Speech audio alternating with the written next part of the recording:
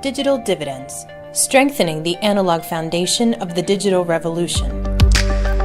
Strengthening the analog foundation of the digital revolution. Conclusion with Samia Melhem. So what is the conclusion?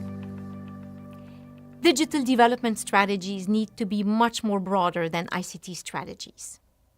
They need to build strong analog foundations, policies, skills, institutions, and this way they can foster growth, create more jobs, and better services. Conclusion number 1, digital dividends are not spreading rapidly enough for 2 reasons.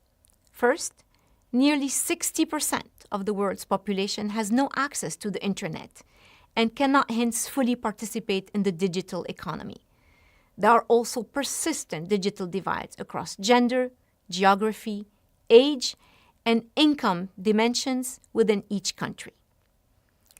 Second, some of the perceived benefits of the internet are being neutralized by new risks. Vested business interests, regulatory uncertainty, and limited contestation across digital platforms could lead to harmful concentrations in many sectors. Quickly expanding automation could contribute to rising inequality, and the poor record of many e-government initiatives points to high failure of ICT projects and questions the top-down approaches not involving citizens in design process. Finally, the risk that states and corporations could use digital technologies to control citizens and not to empower them. Second conclusion, the growth, jobs, and services are the most important returns to digital investments. The report finds that traditional development challenges are preventing the digital revolution from fulfilling its transformative potential.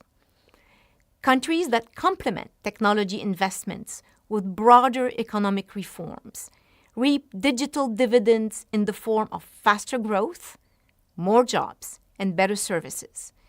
But in countries where these fundamentals are weak, digital technologies have not boosted productivity nor reduced inequality. Conclusion 3, connectivity is vital, but not enough to realize the full development benefits.